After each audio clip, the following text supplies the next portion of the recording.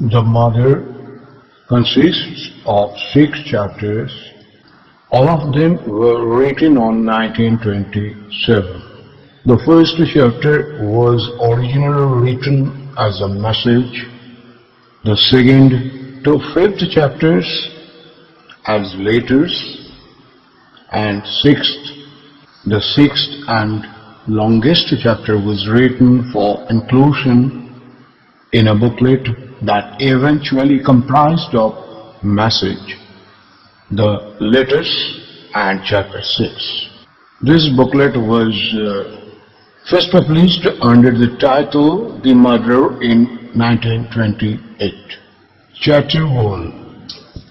There are 2 powers that alone can effect in their conjunction the great and difficult thing which is the aim of our endeavor of fixed and unfailing aspiration that calls from below and a supreme grace from above that answers.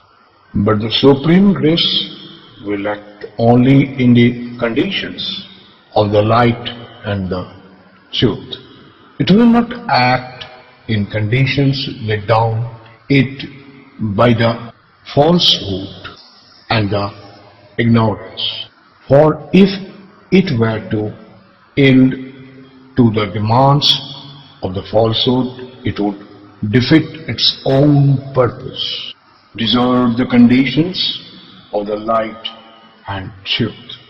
The sole conditions under which the highest force will descend, and it is only the very highest supermental forces descending from above and opening from below that can victoriously handle the physical nature and annihilate its difficulties. There must be a total and sincere surrender. There must be a inclusive self-opening to the divine power. There must be a constant and integral choice of the truth that is descending, a constant and integral rejections of the falsehood of the mental, vital and physical powers and appearances that still rule in earth nature. This surrender must be total, and says all parts of the being. It is not enough that the physique should respond and the higher mental accept, or even the inner vital submit and the inner physical consciousness feel the influence. There must be in no parts of the being, even the most external, anything that makes or reveal, anything that hides behind doubts, confusions and subterfuges, anything that revolves and refuses. If parts of the wing surrenders, but another part resolves itself to follow its own way or makes its own conditions, then each time that happens, you are yourself pushing the divine grace away from you. If behind your devotion and surrender you make a cover for your desires, egoistic demands and vital insistences, if you put these things in place of true aspiration and mix them with it and try to impose them on the divine Shakti, then it is idle to invoke the divine grace to transform you. If you open yourself on one side or in one path to the truth and on another side are constantly opening the gates to hostile forces, it is vain to expect that the divine grace will abide with you. You must keep the temple clean if you wish to install there the living presence.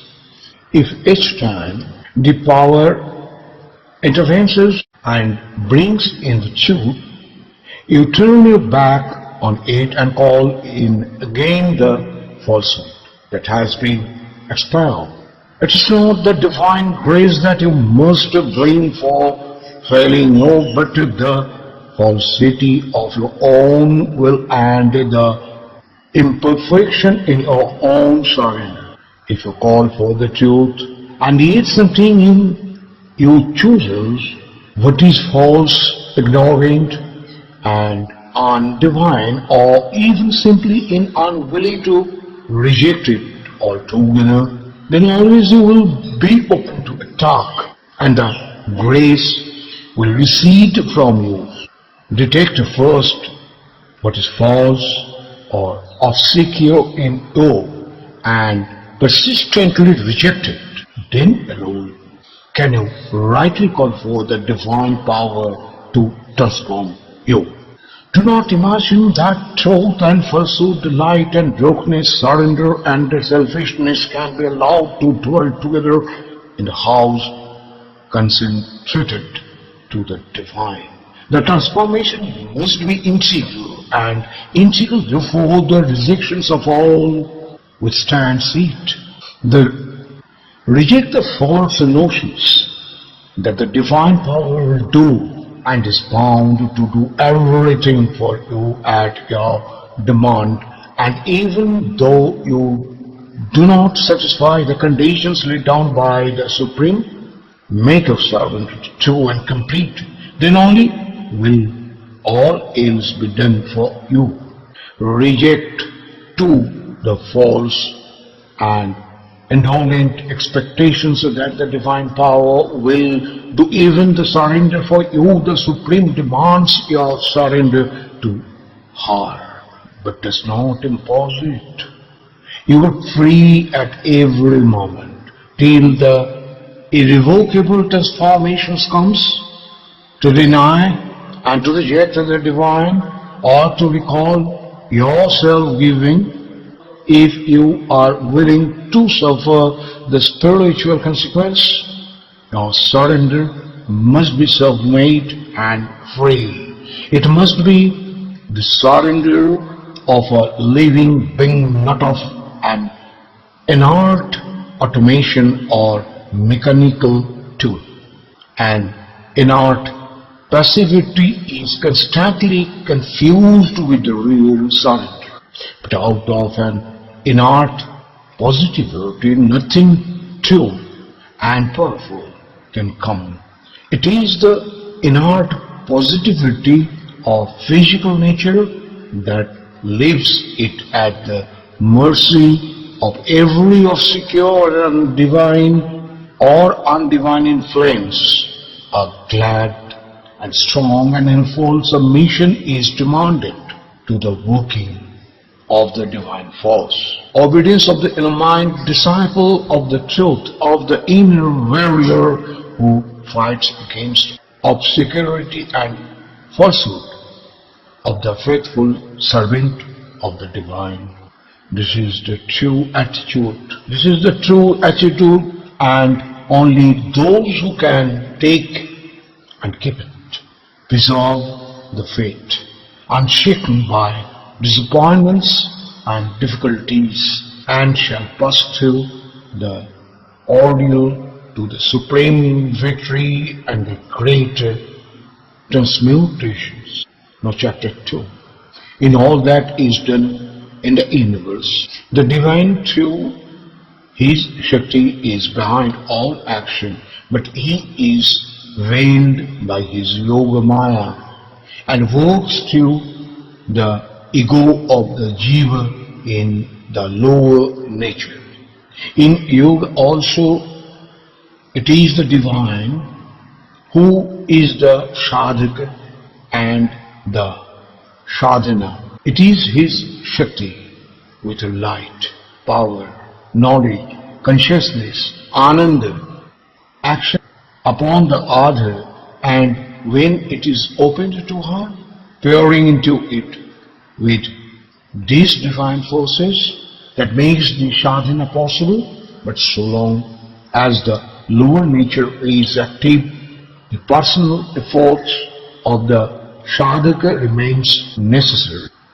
The personal efforts required is a triple labor of aspiration, rejection and surrender. An aspiration vigilant, constant, unchastened. The mind's will, the heart's seeking, the ascent of the vital wing, the will to open and make plastic with the physical consciousness and nature.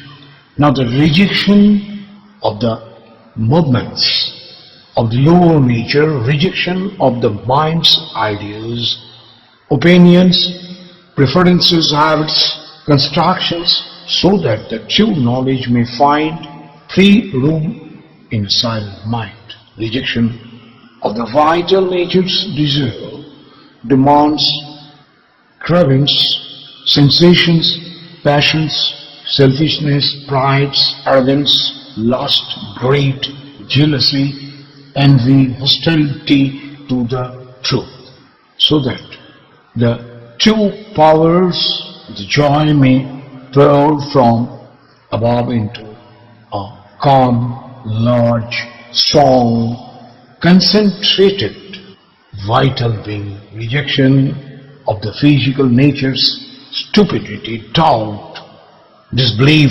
obscurity, obstinacies, pettiness, laziness, unwillingness to change, tamas, so that the true stability of life power, anand, may establish itself in a body, growing always more deep, surrender of oneself.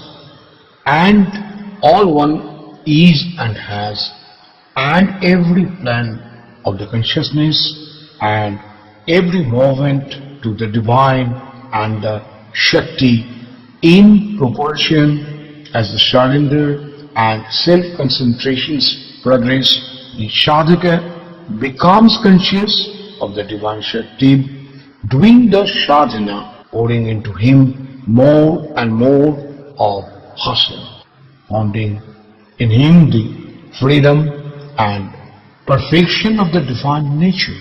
The more this conscious progress replaces his own thoughts, the more rapid and true becomes his progress, but it can't completely replace the necessity of personal efforts until the surrender and concentration are pure and complete from top to bottom. Note that a tamasic surrender, refusing to fulfill the conditions and calling on God to do everything and save one all the trouble and struggles in deceptions, and does not lead to freedom and perfection. This is the end of chapter 2. Thank you very much.